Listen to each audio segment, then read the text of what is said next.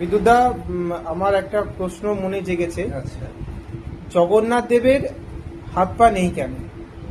প্রভু জগন্নাথ দেবের হাত পা নেই কেন? কেন প্রভু কৃষ্ণ মানে ভগবান কৃষ্ণকেও মরতে হয়েছিল।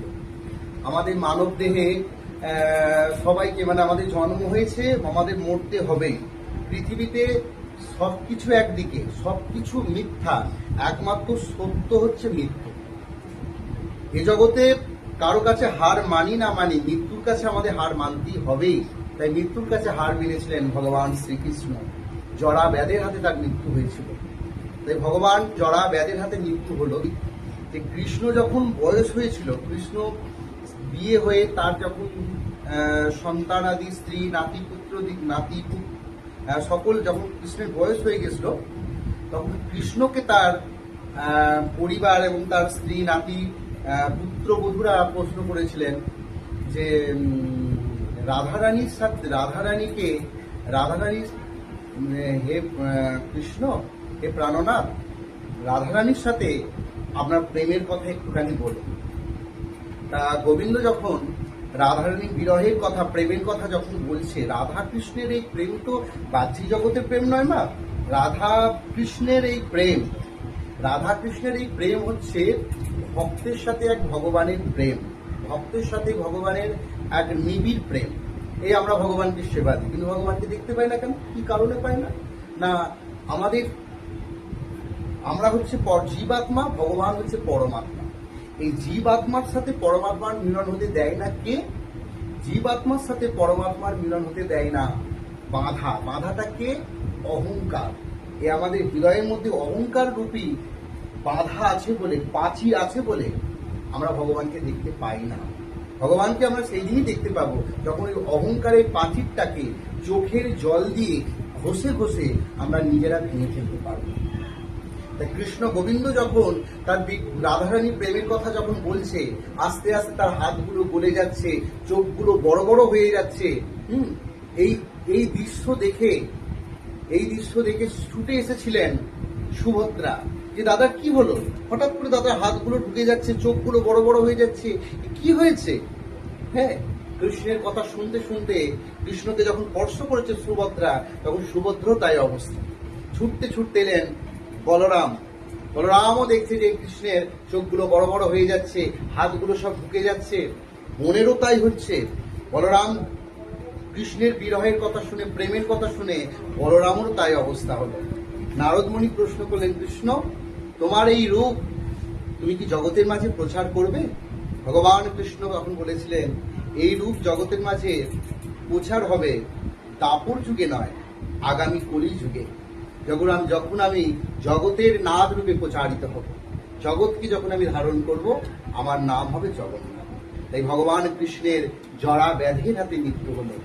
মৃত্যুর পর ভগবান নিজে বলেছিলেন, ভক্ত মোর মাতা পিতা, ভক্ত মোর গুরু, ভক্তই আমার নাম রেখেছে বাঞ্ছা কল্পতরু। আমি তো ভক্তাধীন ভগবান, আমি ভক্তের জন্য ভগবান। ভক্তরা আমাকে ভগবান করেছে, যা কিছু সবকিছু ভক্তের জন্য। তাই তিনি রথের সারথী অর্জুনকে তিনি বলে দিয়েছিলেন যে আমার মৃত্যুর পর মুখে অগ্নি করবে তুমি। জরা ব্যাধির হাতে যখন কৃষ্ণের মৃত্যু হলো, স্বয়ং অর্জুন নিজের হাতে ভগবান কৃষ্ণকে মুখে অগ্নি করেছিলেন। তার দেহটা যখন সমুদ্রে তটে ভাসিয়ে দিয়েছিলেন, ওই দেহ ভাসতে ভাসতে ভাসতে নীলগিরি পর্বতে উঠেছিল। সেখানে তিনি প্রচার পেলেন নীল মাধব রূপে। পরবর্তীকালে তিনি রাজা ইন্দ্রদগ্নুকে স্বপ্ন দিয়েছিলেন যে আমি এই উড়িষ্যায় জগন্নাথ রূপে প্রচার পাব, আমি আছি নীলগিরি পর্বতে নীল মাধব রূপে। তখন রাজা উদ্ধার করে রাজাকে স্বপ্ন দিলেন যে সমুদ্রের তটে একটা নিম কাষ্ঠ ভেসে আসবে এবং যথা সময়ে এক পটুয়াও যাবে। ওই তো ভক্ত মোর মাতা পিতা, ভক্ত মোর গুরু, এবং যার ভাবনা সে ভাবিবে। আমরা মিছেই চিন্তা করি, আমাদের চিন্তাটা সম্পূর্ণ ভুল। আমরা তো মিছে শুধু চিন্তা করি, কিন্তু আমাদের সমস্ত চিন্তা তিনি করে রেখেছেন। এই চিন্তা সম্পূর্ণ ভুল, আমাদের চিন্তা করেছেন তিনি। তার ইচ্ছাতেই একটা সমুদ্র তটে নিম কাষ্ঠ ভেসে এলো। আর স্বয়ং বিশ্বকর্মা নিজের হাতে ওই জগন্নাথ দেবের মূর্তি স্থাপন করেছিলেন। আমাদের দীঘাতেও একটা জগন্নাথ দেবের মন্দির হয়েছে, কিন্তু সেটাকে ধাম বলা যাবে না, সেটা হচ্ছে মন্দির। কিন্তু আসল ধাম হচ্ছে পুরী ধাম। কেন? পুরীর যে মন্দিরটা আপনারা দেখবেন, সেই মন্দিরটা স্বয়ং বিশ্বকর্মা নিজের হাতে তৈরি করেছেন। তা বিশ্বকর্মা পটুয়া সেজে যখন রাজার বাড়িতে গেলেন, শর্ত দিয়েছিলেন যতক্ষণ এই মূর্তি নির্মাণ হবে এই দরজা খোলা যাবে না। তা তিনি দরজা বন্ধ করে যখন মূর্তি নির্মাণ করছিলেন, ভগবানের ইচ্ছাতে সবকিছু হয়েছে। মা ভগবান আজকে যে রূপে জগন্নাথকে আপনারা দেখছেন, সেই রূপ কিন্তু দাপর যুগে আগে থেকে সৃষ্টি হয়েছিল। আগে থেকে তিনি নারদ মুনিকে দেখিয়েছিলেন সেই রূপ, এবং তিনি কথা দিয়েছিলেন কলি যুগে রূপ প্রচারিত হবে। তাই বিশ্বকর্মা যখন এই জগন্নাথ দেবকে তৈরি করছেন, জগন্নাথ দেবকে তৈরি করতে করতে রানীর মনে প্রশ্ন এলো বা রাজার মনে উদ্বেগ তৈরি হলো, এটা ভগবানই করিয়েছে।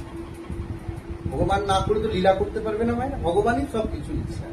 তাই তিনি যখন চিন্তা করলেন যে এতদিন কি করছে, এতদিন দরজা বন্ধ করে জগন্নাথ হচ্ছে, এখনো কি মূর্তি তৈরি হয়নি। যেই দরজা খুললেন দেখলেন কি জগন্নাথের হাত নেই, শুধু অবশিষ্ট পা নেই, যেমন রূপ যে রূপে দেখছেন সেই রূপ। ভগবান দৈববাণী করলেন যে রাজা তুমি আর পা করতে যেও না, আমি এই রূপে প্রচার হব জগতের নাথ রূপে। তাই আপনারা সবাই ভালো থাকবেন, সবাই সুস্থ থাকবেন। যদি কোনোদিন মনে হয় পুরী ধামে গিয়ে স্বয়ং জগন্নাথ দেবকে দর্শন করবেন, তবে ঘুরে এসে যেন বলবেন না যে পুরী থেকে বেরিয়ে এলাম। সবাইকে বলবেন যে জগন্নাথ দেবকে দর্শন করলাম। জয় জগন্নাথ। সবাই ভালো থাকবেন। তাই অসংখ্য ধন্যবাদ বিদ্যুৎদাকে এত সুন্দর কথাটা বিশ্লেষণ করার জন্য। যদি আপনাদের পছন্দ হয়ে থাকে বিদ্যুৎদার পেজেতে গিয়ে অবশ্যই লাইক, শেয়ার, সাবস্ক্রাইব করে দেবেন।